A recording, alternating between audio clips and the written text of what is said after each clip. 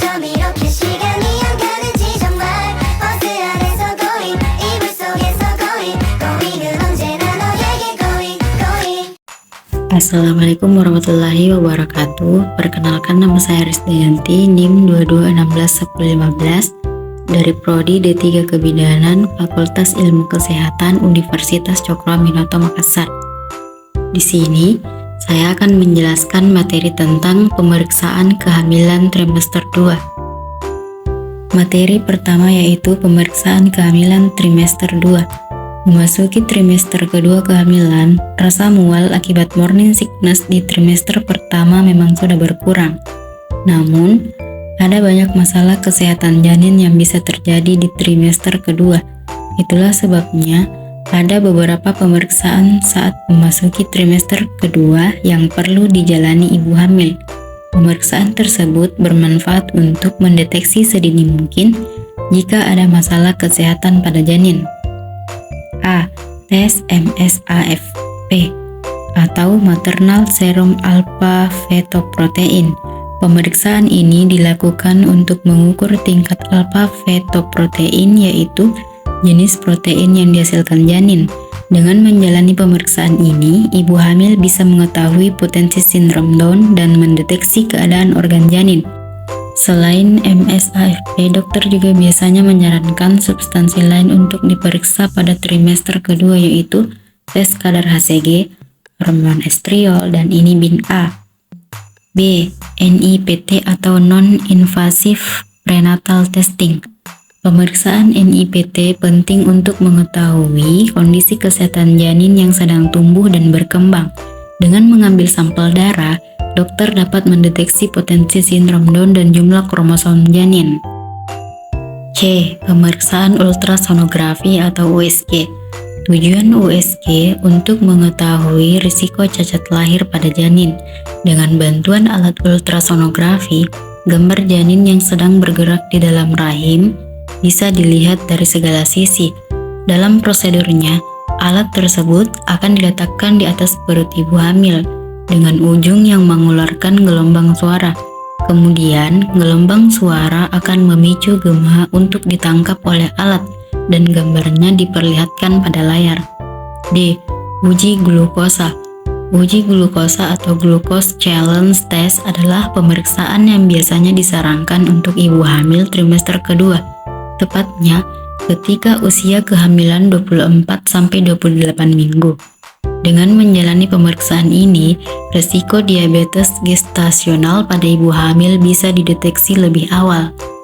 Ibu hamil akan diminta untuk mengonsumsi cairan glukosa yang harus dihabiskan sekaligus dalam waktu 5 menit. Selang 2 jam, ibu hamil akan menjalani pengambilan sampel darah untuk diperiksa di laboratorium. E. Tes amniocentesis.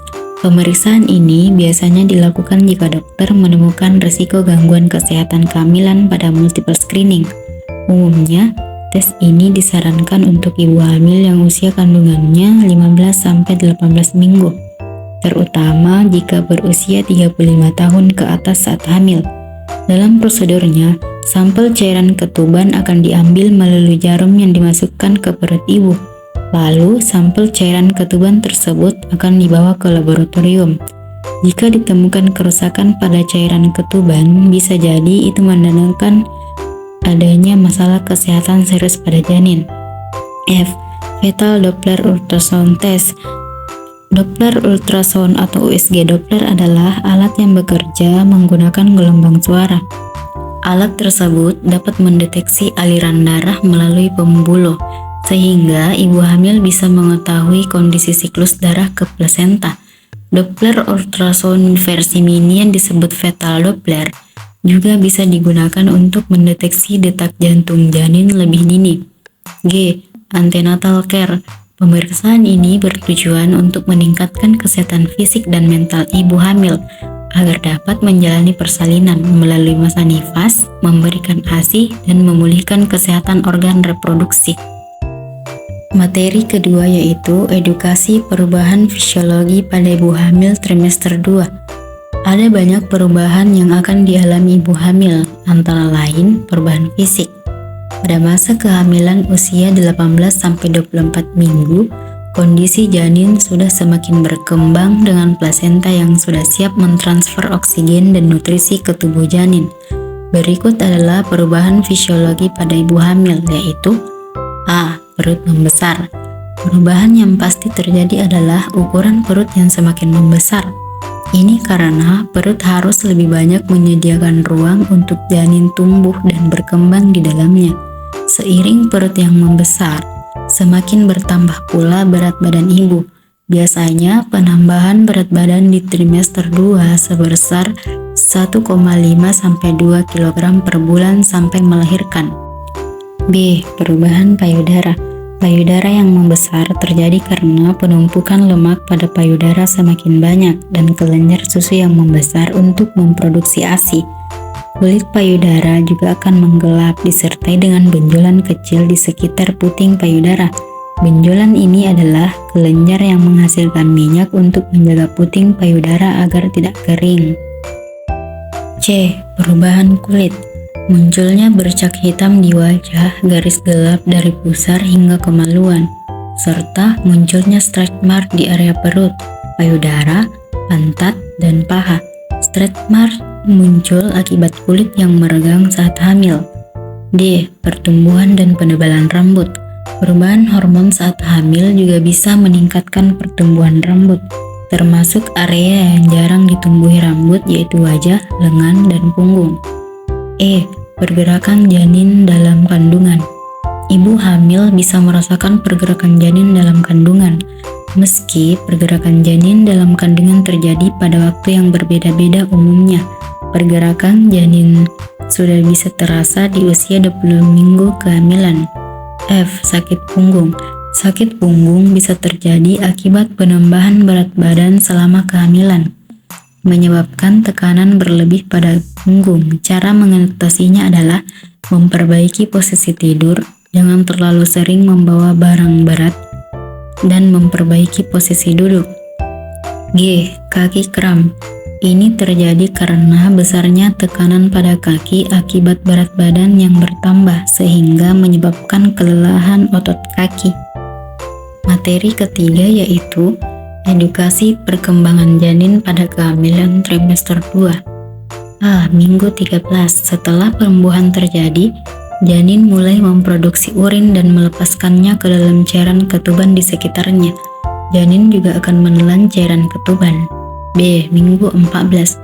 Leher janin menjadi lebih jelas atau sudah terbentuk, sementara sel darah merah sedang terbentuk di limpa janin.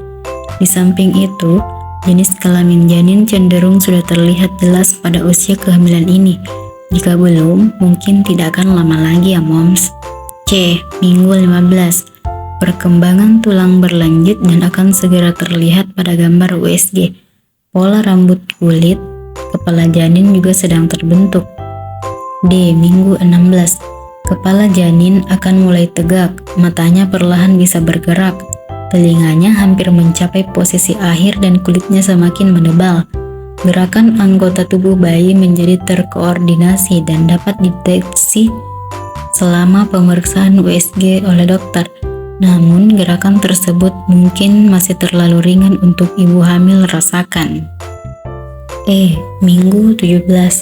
Kuku kaki janin cenderung mulai berkembang. Janin lebih aktif di kantung ketuban, berguling dan membaik.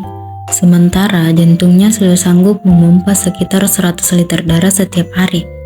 F. Minggu 18. Telinga bayi janin mulai menonjol di sisi kepalanya.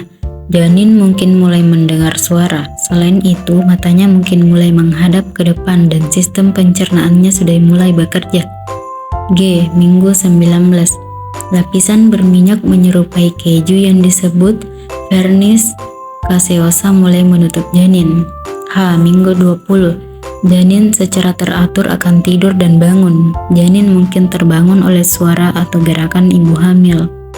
I. Minggu 21. Janin akan tertutup oleh rambut halus yang disebut lanugo. Lanugo berfungsi untuk membantu menahan vernis caseosa pada kulit. J. Minggu ke-22. Alis dan rambut janin akan terlihat. Jika janin berjenis kelamin laki-laki, testisnya sudah mulai turun pada usia kehamilan saat ini. K. Minggu 23. Janin mulai memiliki gerakan mata yang cepat, lengkungan juga mulai terbentuk di telapak tangan dan telapak kaki yang nantinya akan menjadi dasar untuk sidik jari dan jejak kaki serta mungkin mulai bisa cekukan, menyebabkan gerakan menyentak. L. Minggu 24. Kulit janin akan berkerut, tembus cahaya dan berwarna merah muda hingga merah karena terlihatnya darah di kapiler. Materi terakhir atau materi keempat yaitu edukasi tanda bahaya kehamilan pada trimester 2. A. Perdarahan. Perdarahan vagina biasanya merupakan tanda peringatan pertama pada keguguran. Penyebab lain adalah persalinan DNA atau adanya masalah dengan plasenta, seperti plasenta previa atau plasenta menutupi serviks dan solusio plasenta atau plasenta terpisah dari rahim. Hubungi dokter atau IGD segera jika Bunda mengalami pendarahan saat hamil. Tetapi, cobalah untuk tetap tenang. Bunda mungkin akan disarankan untuk istirahat sampai perdarahan berhenti. B. Ketuban pecah dini. Hal ini terjadi ketika kantung ketuban yang mengelilingi bayi pecah sebelum waktunya persalinan, sehingga memungkinkan cairan ketuban mengalir keluar sehingga menyebabkan masalah serius bagi bayi. Penyebab pasti ketuban pecah dini tidak selalu jelas, namun dalam banyak kasus sumber masalahnya adalah infeksi pada membran. C. Inkompetensi serviks atau insufisiensi serviks. Pembukaan dan penipisan serviks akan menyebabkan pecahnya selaput ketuban dan terjadi persalinan prematur. Ini biasanya terjadi sekitar minggu ke-20 kehamilan lantaran janin terlalu prematur untuk bertahan hidup di luar rahim pada saat itu. Nyawanya seringkali tidak dapat diselamatkan. Ibu hamil berada pada risiko yang lebih tinggi untuk inkompetensi serviks jika mereka memiliki trauma serviks sebelumnya seperti robekan saat melahirkan, biopsi kerucut serviks, dan riwayat operasi pada leher rahim. D. Preeklamsia. Meskipun preeklamsia biasanya terjadi selama trimester 3 untuk kehamilan pertama, beberapa ibu hamil mungkin saja mengalami preeklamsia selama trimester 2. Preeklamsia mempengaruhi setiap sistem dalam tubuh termasuk plasenta. Ini terjadi ketika ibu hamil mengalami tekanan darah tinggi, proteinuria atau sejumlah besar protein dalam urin dan udem berlebihan atau pembengkakan. Itulah tadi materi dari saya, lebih dan kurangnya mohon maaf. Wabillahi taufiq wal hidayah. Wassalamualaikum warahmatullahi wabarakatuh. Bye bye guys.